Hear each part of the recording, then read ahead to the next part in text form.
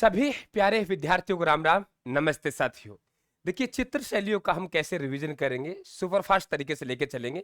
मात्र 10 मिनट का समय लूंगा और 4-5 घंटे में आप पढ़ते हो, कितना समझ में आता है मालिक को पता, तुमको पता, मैं तो एक आइडिया लगा सकता हूं। लेकिन ये वादा है कि यहां आप पढ़ेंगे वो याद भी होगा, परीक्षा में छपेगा और समय भी आपका बचाएगा। आइए, आप सभी का स्वागत है राजस्थान की चित्र शैलियों में। कंटिन्यू जुड़े रहे, क्लास को लाइक करें, शेयर करें ताकि हर क्लास का आपको नोटिफिकेशन मिल जाए। देखिए, राजस्थान में 4 चित्र स्कूल है। मेरी बात को सुनेंगे और सुनते हुए आगे बढ़े। पहला पॉइंट बनता है कि सर, राजस्थानी चित्र शैली का उद्भव कहां से हुआ। अगर आपसे उद्भव की बात करेगा तो आप कह देंगे सर, राजस्थानी चित्र शैली का उद्भव गुजरात से हुआ। गुजराती में बोलूंगा ज्यादा, लिखूंगा कम, ध्यान रखना है ना, यही होता है रिवीजन। गुजराती चित्र शैली हमारे राजस्थान से पहले चित्र शैली थी। उस गुजराती चित्र शैली को हमने जैन चित्र शैली भी कहा है, उसे अपभ्रंश चित्र शैली भी कहा है। तो सबसे पहले हमारे पास मेवाड़ स्कूल का जन्म हुआ। तो आपसे कभी पूछे कि राजस्थान की मूल चित्र शैली कौन सी है, तो आप कहेंगे मेवाड़। मेवाड़ सबसे पहले निकली, मेवाड़ चित्र स्कूल है ये सबसे पहले। आप कहेंगे सर, राजस्थान में आखिरकार कितने चित्र स्कूल है। आप चित्र स्कूल की बात करेगा, आप कहेंगे राजस्थान में 4 चित्र स्कूल है, मैंने आपके सामने रख रखे हैं। मेवाड़, मारवाड़, ढूंढाड़, हाड़ौती, ये चित्र स्कूल है बेटा। इनके अंतर्गत आने वाली चित्र शैलियां वो अलग है। सवाल बनता है, आपसे बात करेगा गुरुदेव वर्गीकरण। वर्गीकरण की बात करेंगे, आप लोग कहते हैं सर वर्गीकरण इनका जो आया, वो ध्यान रखें, जॉर्ज अब्राहम वर्गीकरण जो आया वो आनंद कुमार स्वामी के द्वारा आया। किसके द्वारा? आनंद कुमार स्वामी। कि सर राजपूत पेंटिंग बनाते हैं, आनंद मिलता है, तो आनंद कुमार स्वामी है, उनके द्वारा 1916 में एक पुस्तक लिखी गई राजपूताना पेंटिंग। उसमें ध्यान रखें आप लोग, ये हमें वर्गीकरण देखने को मिलता है। क्लियर? और इन्होंने राजस्थानी चित्र शैली को क्या कहा था, तो हम लोग कह देंगे सर पहाड़ी चित्र शैली, इन्होंने राजस्थानी चित्र शैली को नाम दिया है मित्रों। ठीक है, आगे बात करते हैं हम। इधर देखिए, यहां पे मारवाड़, ये हमारे पास मारवाड़ है। अब सबसे पहले मेवाड़ चित्र स्कूल की बात करें। मेवाड़ में देखो क्या क्या आता है, जरा सुनिए आप लोग। मेवाड़ में खुद उदयपुर चित्र शैली आएगी। मेवाड़ में क्या आएगी? खुद उदयपुर चित्र शैली आएगी। मेरी बात को सुनते चलना। उदयपुर चित्र शैली है, ये मेवाड़ का पार्ट है।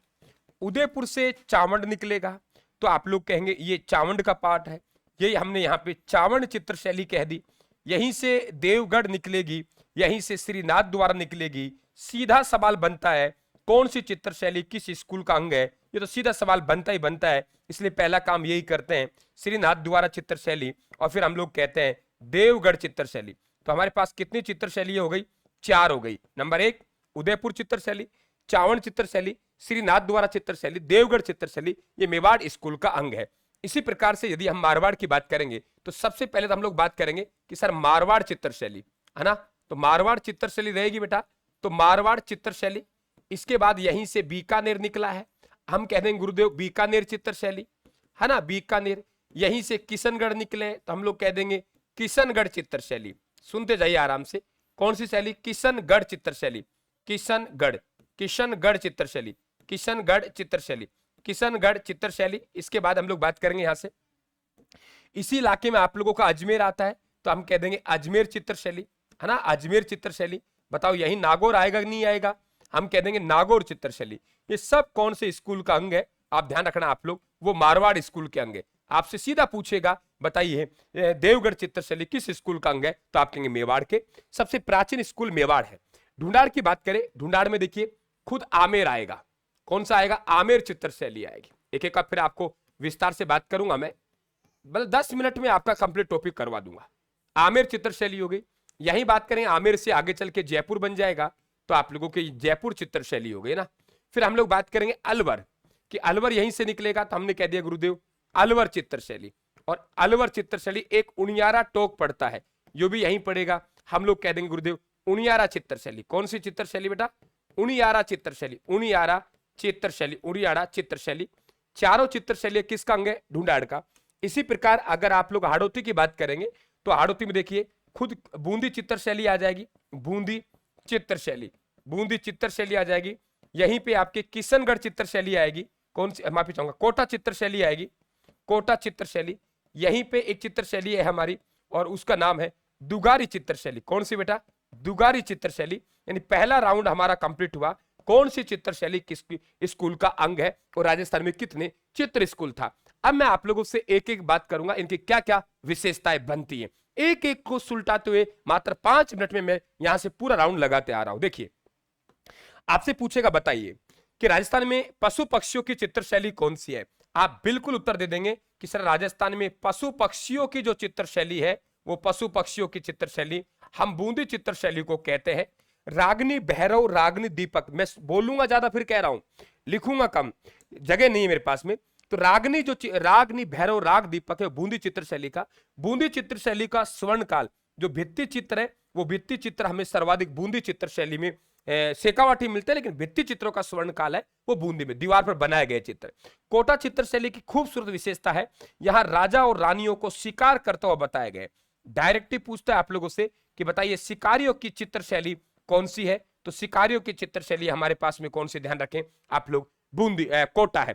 कोटा शिकारियों की, पशु पक्षियों की बूंदी, रागनी भैरव रागनी दीपक बूंदी, और बरसात की बूंद गिरेगी तो मोर नाचेगा और सरब बाहर निकलेगा, यानी बरसात की बूंद गिरेगी। बूंदी चित्र शैली की विशेषता है बरसात में नाचता हुआ मोर और सर्प।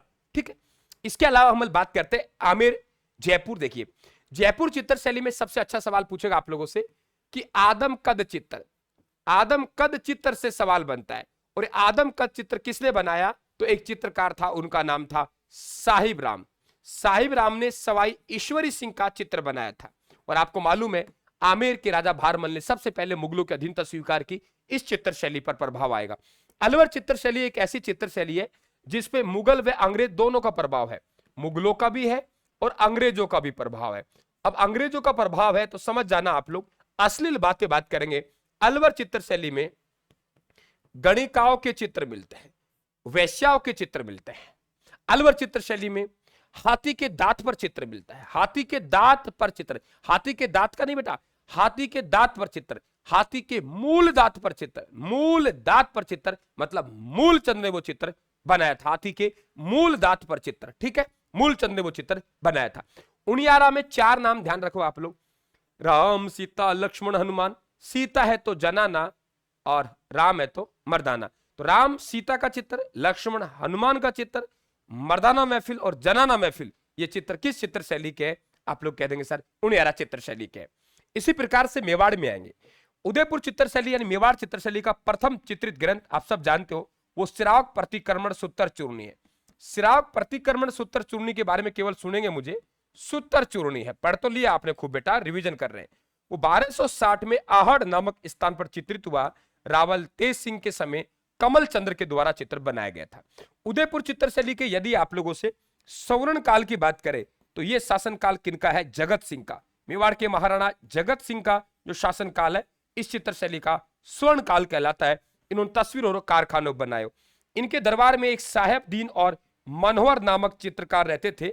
जगत सिंह के दरबार में मनोहर ने रामायण बनाया, साहबदीन ने रागमाला चित्रित बनाया, रागमाला है ना, और मनोहर ने रामायण, एक आर्ष रामायण भी है जो दोनों मिलके बना रहे।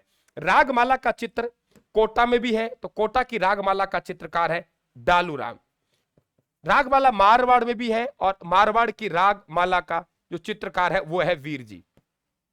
मारवाड़ में रागमाला, मारवाड़ में भी रागमाला है और मारवाड़ की रागमाला का जो चित्रकार है उनका नाम है वीर जी, ध्यान रखेंगे आप लोग। रागमाला चावंड में भी है, चावंड की रागमाला नशा करती है, इसका मतलब यहां पे निसारुद्दीन, चावंड की रागमाला नशा करती है जो अमर है। 1605 में मेवाड़ के महाराणा अमर सिंह के समय चित्र बना था, जबकि मेवाड़ की रागमाला साहब कहती है इसलिए जगत जानता है, चावंड की रागमाला नशा करती है इसलिए अमर है। अमर का मतलब अमर सिंह, जगत मतलब जगत सिंह। ठीक है, चावंड चित्र शैली की स्थापना महाराणा प्रताप के समय हुई कि महाराणा प्रताप ने संकटकालीन राजधानी बनाई थी, और चावंड चित्र शैली का स्वर्ण काल है वो अमर सिंह का शासनकाल कहलाता है। श्रीनाथ द्वारा चित्र शैली की बात करेंगे, ये पहले सियाड़ गांव था, मेवाड़ के महाराणा राज सिंह द्वारा ये यहां पे स्थापित किया गया था। और ध्यान रखें देव कृष्ण चतुर्भुज नारायण उदय ये यहाँ के चित्रकार है, आपको मालूम होना चाहिए। साहिबा नामक चित्रकार वो अजमेर चित्र शैली की है। इसके बाद बात करेंगे देवगढ़। देवगढ़ चित्र शैली, देव तो द्वारिका में निवास करते हैं, अंधेरे में भी दिखाई देते हैं, इसलिए जय बोलते हैं। देवगढ़ तो द्वारिका में यानी द्वारिका देश, अंधेरे में भी दिखाई देते हैं यानी श्रीधर अंधेरे, यानी श्रीधर अंधेरे। बस वही 5 मिनट 2 मिनट लूंगा, क्लास थोड़ी सी पेंडिंग है, 2 मिनट में है ना, बैक हो रहा हूं 2 मिनट में। तो हम कल लोग श्रीधर अंधेरे, तो श्रीधर अंधेरे है, श्रीधर अंधेरे, श्रीधर अंधेरे है, वो इस चित्रशैली को आगे बढ़ाएंगे देवगढ़ को। इसी प्रकार से मारवाड़ चित्रशैली का चित्र है, प्रथम चित्र उत्तराध्यान। उत्तराध्यान मारवाड़ चित्रशैली का पहला चित्र है। मारवाड़ चित्रशैली में नाथ संप्रदाय का प्रभाव आया, वो मानसिंह के समय आया क्योंकि महामंदिर जोधपुर का निर्माण हुआ। मारवाड़ चित्रशैली में चोखे लावा महल प्रसिद्ध है, और मारवाड़ में और बीकानेर में कलर पीला होगा। पेड़ ये ध्यान रखें आप लोग, वो कौन सा होगा तो आप कहेंगे कि ध्यान रखें आप लोग, आम का पेड़ होगा। बीकानेर चित्रशैली, किशनगढ़ चित्रशैली में बनी ठनी का चित्र, जिसे भारत की मोनालिसा कहा है, मोनालिसा का चित्र इटली का है। डाक टिकट जारी हो चुका है। बनी ठनी एक महिला है जिसको सजी धजी कहते हैं। सावंत नागरीदास, सावंत सिंह नाम था, वृंदावन, मुझे सुनना है बेटा, सावंत सिंह नाम था, वृंदावन चले गया तो वो सावंत नागरीदास के नाम से प्रसिद्ध हुआ। किसके नाम से? सावंत नागरीदास के नाम से प्रसिद्ध हुआ, और उनके ग्रंथों का संग्रह नागर सामुच्चय कहलाता है। बनी ठनी इनका चित्र है। अजमेर में सुनहरे रंगों का प्रयोग किया जाता है। साहिबा नामक चित्रकार महिला है। नागौर की बात करें, भुजे हुए रंगों का प्रयोग किया जाता है, और ठाकुर इंदर सिंह का वृद्धावस्था का चित्र और पारदर्शी वेशभूषा यहाँ का आप लोगों का चित्र है। साथियों, मुझे जहां तक लगा, मेरा जो अनुभव कहता है, किस तरीके से ज्ञान को रिफ्रेश करना है, किस तरीके से हमको रिवीजन करना है, वो रिवीजन के तौर पे सीरीज लेके आ रहा हूं। कैसी लगी आप लोगों को साथियों? मेरा हौसला बढ़ाएंगे, कमेंट करके बताएंगे, और क्लास को लाइक और शेयर करके आप बिल्कुल अपना मत देंगे। Thank you.